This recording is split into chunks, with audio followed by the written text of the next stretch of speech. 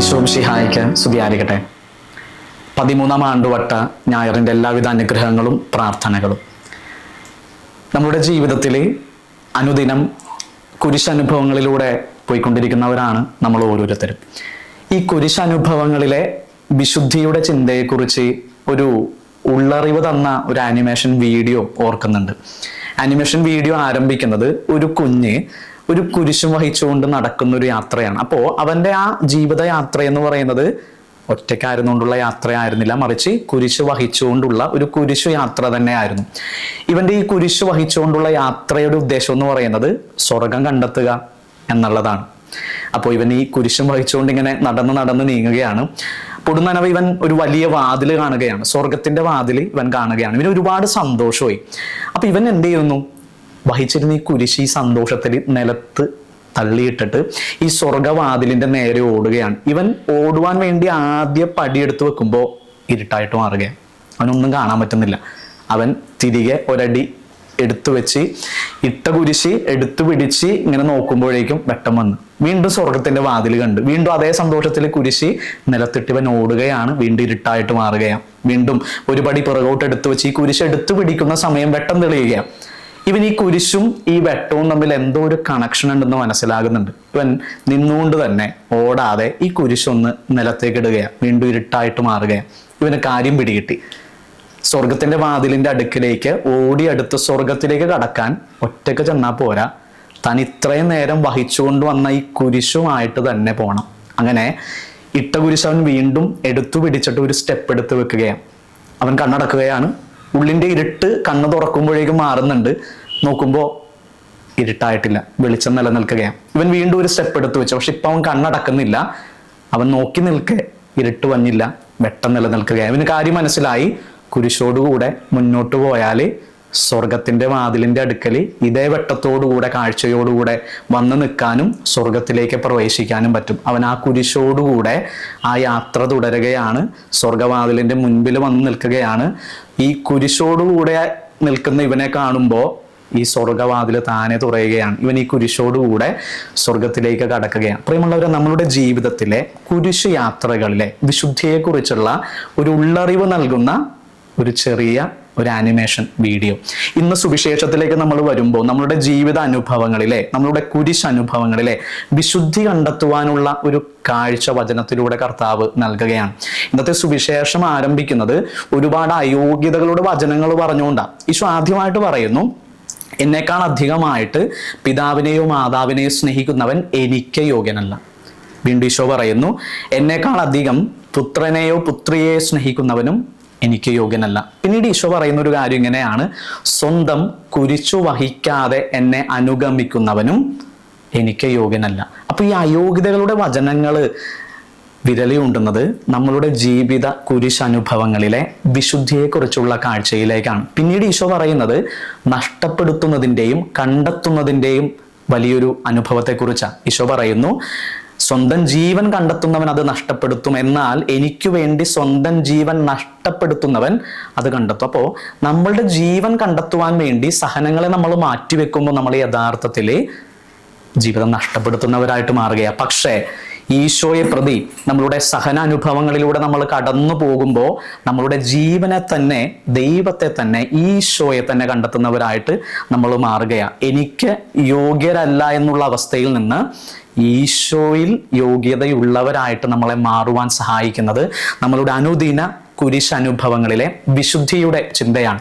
ഇനി ഈ വിശുദ്ധിയുടെ ചിന്തയിലേക്കാണ് പിന്നീടുള്ള വചനങ്ങൾ നമ്മളെ കൊണ്ടുപോകുന്നത്. ഈശോ പറയുന്നത് രണ്ട് കാര്യങ്ങളാണ്.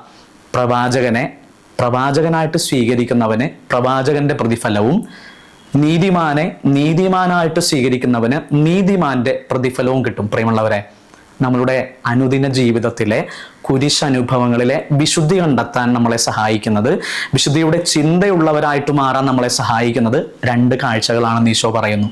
ഒന്ന്, സഹനത്തെ നോക്കുന്ന പ്രവാചകന്റെ കണ്ണിലൂടെയുള്ള കാഴ്ച. രണ്ട്, സഹനത്തെ നോക്കുന്ന നീതിമാന്റെ കണ്ണിലൂടെയുള്ള കാഴ്ച.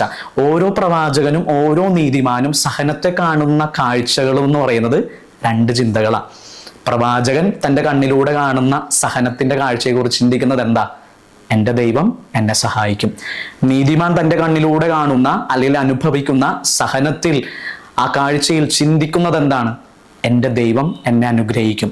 പ്രവാചകന്റെ എൻ്റെ ദൈവം എന്നെ സഹായിക്കും എന്നുള്ള ചിന്തയും, നീതിമാന്റെ എൻ്റെ ദൈവം എന്നെ അനുഗ്രഹിക്കുമെന്നുള്ള ചിന്തയുമാണ് അനുദിന കുരിശനുഭവങ്ങളിലെ, സഹനങ്ങളിലെ വിശുദ്ധി കണ്ടെത്തുവാൻ നമ്മെ സഹായിക്കുക. ഇന്നത്തെ ഒന്നാം വായന വളരെയധികം ആത്മീയ ചിന്ത നൽകുന്ന ഒരു വായനയാണ്. അവിടെ നമ്മൾ വായിക്കുന്നത് ഏലീശ പ്രവാചകനെ കുറിച്ചാണ്. ഏലീശ പ്രവാചകൻ ഒരു വീടിന്റെ മുൻപിലൂടെ ഇങ്ങനെ നടന്നു പോകുമ്പോഴൊക്കെ ആ വീട്ടുകാർ അവനെ വിളിച്ചിരുത്തി ഭക്ഷണം കൊടുക്കും, ഒരു നേരത്തെ അന്നം കൊടുക്കും, ആഹാരം കൊടുക്കും. അങ്ങനെ ഇവർ ഈ ചെയ്തുകൊണ്ടിരിക്കുന്ന നല്ല പ്രവൃത്തി, അവർ ധനികരായിട്ടുള്ള ഒരു കുടുംബമാണ്, അവർക്ക് വേണമെങ്കിൽ ഈ പ്രവാചകൻ ഒരു നേരത്തെ ഭക്ഷണം കൊടുക്കുന്നതിൽ മാത്രം ആ നന്മ ഒതുക്കാമായിരുന്നു. പക്ഷേ അവരുടെ ആ ഒരു ശുശ്രൂഷ അതിലും കവിഞ്ഞ് ചിന്തിക്കുന്ന ഒരു നന്മയായിട്ട് മാറുകയാണ്. ആ കുടുംബനാഥൻ്റെ അടുത്തോട്ട് പറയുന്ന ഒരു കാര്യമുണ്ട്, നമുക്കൊരു കാര്യം ചെയ്യാം, നമ്മളുടെ മട്ടുപാവില്, നമ്മളുടെ വീട്ടിൽ ഈ പ്രവാചകനെ വിശ്രമിക്കാനുള്ള ഒരു ഇടവും കൂടെ നമുക്ക് നൽകാം. അത് വളരെയധികം കരുതലോടുകൂടെയാണ് അവർ ആ ഒരു മുറി പ്രവാചകന് വേണ്ടി ഒരുക്കുന്നത്. അവൾ ഇപ്രകാരം പറയുന്നുണ്ട്, ആ മുറിയിൽ ഒരു കിടക്കയും ഒരു മേശയും ഒരു കസേരയും ഒരു വിളക്കും നമുക്ക് വയ്ക്കാം. പ്രിയമുള്ളവരെ, പിന്നീട് ഇവരൊരുക്കിയ വിശ്രമ വീട്ടിലെ കരുണയുടെ കൂടാരത്തിൽ ഇങ്ങനെ ആയിരിക്കുമ്പോൾ എലീശ പ്രവാചകൻ തൻ്റെ ഭൃത്യനോട്, ദാസനോട്, അവൻ്റെ പേര് ഗഹസി എന്നാണ്. ഈ ഗഹസി എന്നുള്ള വാക്ക് വരുന്നത് ഹെബ്രായ ഭാഷ എന്ന ഹീബ്രു പദമാണ്. ഇതിൻ്റെ അർത്ഥം എന്ന് പറയുന്നത് വാലി ഓഫ് വിഷൻസ്. അപ്പൊ ഈ പ്രവാചകൻ ഗഹസി എന്ന് പറയുന്നത് എൻ്റെ ഭൃത്യനോട് ചോദിക്കുന്നുണ്ട്, ഇത്രയധികം നന്മ നമുക്ക് ചെയ്തു തരുന്ന ഇവർക്ക് വേണ്ടി നമ്മൾ എന്ത് ചെയ്യും? അങ്ങനെ ആ ഗഹസി പറയുന്ന ഒരു കാര്യം ഇങ്ങനെയാണ്, അതായത് വാലി ഓഫ് വിഷൻസ്, ഒരുപാട് ഉൾക്കാഴ്ചകളുള്ള, മുന്നോട്ടുള്ള നല്ല നന്മകളുടെ കാഴ്ചയുള്ള ഒരു ഭൃത്യം പറയുന്ന കാര്യം ഇങ്ങനെയാണ്, സൂചിപ്പിക്കുന്ന കാര്യം ഇങ്ങനെയാണ്, അവൾക്ക് മക്കളില്ല, ഭർത്താവ് വൃദ്ധനുമാണ്. എലീശയ്ക്ക് കൃപയുടെ കാര്യം പിടികിട്ടി. ഉടനെ അവളെ വിളിച്ചിട്ട് എലീശ പറയുന്ന ഒരു കാര്യം ഇങ്ങനെയാണ്, അടുത്ത പ്രാവശ്യം ഈ സമയം നീ ഒരു പുത്രനെ താലോലിക്കും. പ്രിയമുള്ളവരെ, പ്രവാചകനായി സ്വീകരിക്കുന്നവന് പ്രവാചകന്റെ പ്രതിഫലം ലഭിക്കും. തൻ്റെ ജീവിതത്തിൽ പ്രവാചകനൊരു ശുശ്രൂഷ ചെയ്യേണ്ട സമയം വരുന്ന സമയം അതൊരു സഹനമായിട്ട് കാണാതെ അതൊരു ശുശ്രൂഷയായിട്ട് കാണുന്ന ഒരു കുടുംബനാഥയെ, ഒരു കുടുംബത്തെ തന്നെ നമ്മൾ ഇവിടെ കാണുകയാണ്. അവള് ആ ഒരു ശുശ്രൂഷയെ കാണുന്നത് എൻ്റെ ദൈവം എന്നെ സഹായിക്കുമെന്നുള്ള പ്രവാചക ചിന്തയോടുകൂടെയാണ്. അവൾ ആ ഒരു ശുശ്രൂഷയെ, ആ ഒരു കുരിശനുഭവത്തെ കാണുന്നത്, ആ ഒരു നല്ല പ്രവൃത്തിയെ കാണുന്നത് എൻ്റെ ദൈവം എന്നെ അനുഗ്രഹിക്കുമെന്നുള്ള നീതിമാന്റെ കാഴ്ചപ്പാടോടുകൂടെയാണ്. ഇതാണ് അവൾക്ക് പിന്നീട് അനുഗ്രഹമായിട്ട് മാറുന്നത്. നമ്മൾ ഈ പഴയ നിയമത്തിൽ ഈ എലീശ പ്രവാചകന്റെ ഈ വചനഭാഗം വായിക്കുന്നതിന് തൊട്ട് മുന്നേ ഒരു വചനഭാഗമുണ്ട്. അത് വിധവയുടെ ജീവിതത്തിലുണ്ടായ ഒരു നന്മയാണ്. ഈ എലീശ പ്രവാചകന്റെ ഒപ്പം ശുശ്രൂഷ ചെയ്തിരുന്ന ഒരു പ്രവാചകൻ, അവൻ മരിക്കുകയാണ്. അങ്ങനെ അവൻ്റെ ഭാര്യയും 2 മക്കളും അനാഥരായിട്ട് മാറുകയാണ്. ഈ വിധവയ്ക്കും മകനും ഒരുപാട് കടം ഉണ്ടായിരുന്നു. അപ്പൊ ഈ കടം വീട്ടാൻ സാധിക്കാതെ വന്നപ്പോൾ ഈ 2 മക്കളെയും അടിമയാക്കി മാറ്റുമെന്ന് ഈ യജമാനൻ പറയുമ്പോൾ എലീശ പ്രവാചകന്റെ അടുത്ത് ഈ മകള് വന്നിട്ട് കരഞ്ഞപേക്ഷിക്കുകയാണ്, ഞങ്ങൾ എന്ത് ചെയ്യണം, ഞങ്ങൾക്ക് ഒന്നും ഇനി നിർവാഹമില്ല മുന്നോട്ട് പോകാൻ വേണ്ടി. ഉടനെ എലീശ പ്രവാചകൻ അവളോട് ചോദിക്കുന്ന ഒരു കാര്യം ഇങ്ങനെയാണ്, നിന്റെ വീട്ടിൽ എന്തുണ്ട്? അവൾ പറയുന്നു, എൻ്റെ വീട്ടിൽ ഒരു ഭരണിയിൽ എണ്ണ മാത്രമേ ഉള്ളൂ, വേറെ ഒന്നുമില്ല, ഈ കടം വീട്ടാൻ ഞങ്ങൾക്ക് വേറെ ഒരു നിർവാഹവും ഇല്ല. ഉടനെ അവൻ പറയുന്ന ഒരു കാര്യം ഇങ്ങനെയാണ്, പ്രവാചകൻ പറയുന്നു, നീ അയൽ വീടുകളിലൊക്കെ പോയി കാലിഭരണികൾ ശേഖരിക്കാം.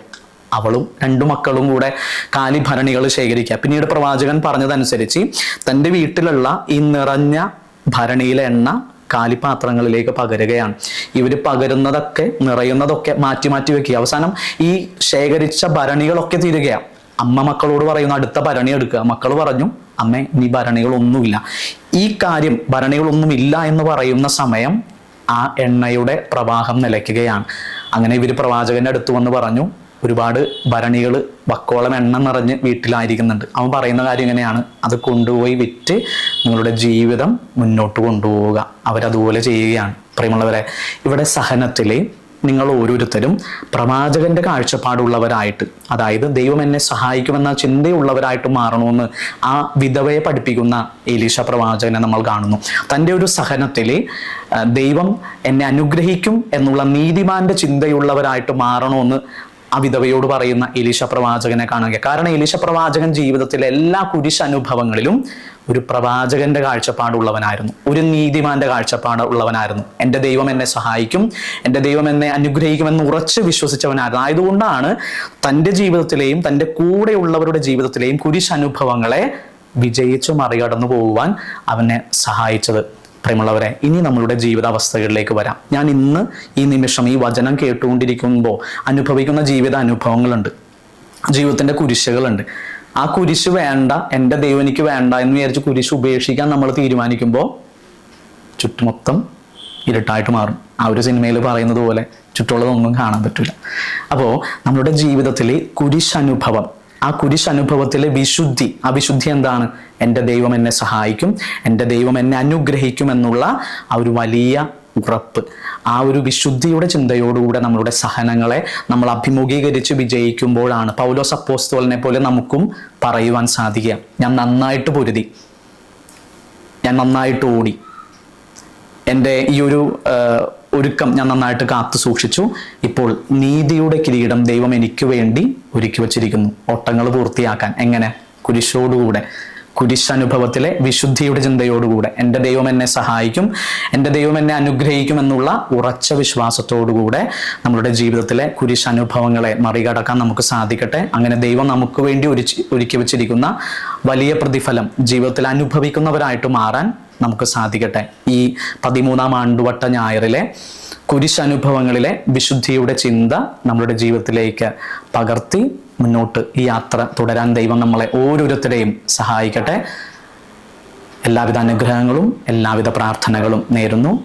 ഈശോ മിശിഹായിക്ക് സ്തുതിയായിരിക്കട്ടെ.